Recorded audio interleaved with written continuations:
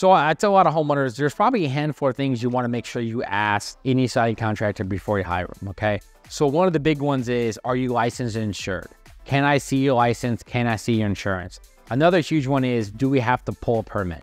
A lot of contractors actually, so a lot of places in Johnson County and some place in Jackson County, it's required that you pull a permit to do siding and you have a house rep inspection.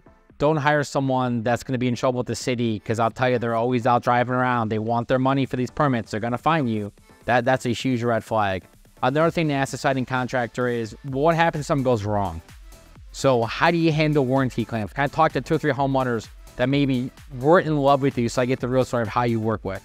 I'd also ask them for 15, 20 addresses located in your city or within 5 or 6 miles.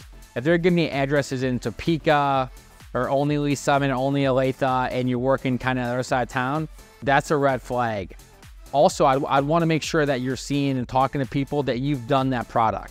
So if you're calling someone out there for windows, don't only get references from people that have done roofing for. So make sure you're talking to that contractor and actually getting information. Another big one is, are they factory trained? Do they have any certifications from the manufacturer?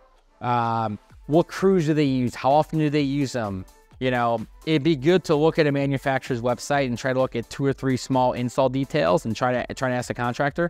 I know it's a lot for a lot of homeowners, but think about it. If you're going to spend $30,000 to $50,000 on new siding or new windows, you probably want to make sure the guy knows exactly what he's doing. So my experience, a lot of times the guy who owns a company knows a lot, but the people he hires and subs out have no idea what they're doing.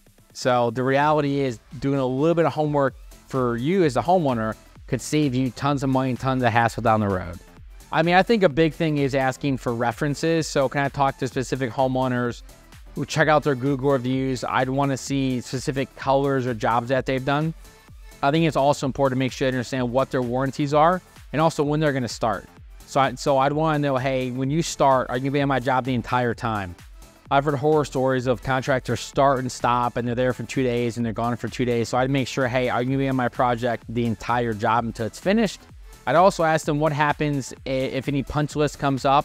How are they going to handle it? How much money are you going to hold back to make sure that they finish or come back? And then the big one is, I'd also want to make sure, like, when do they work?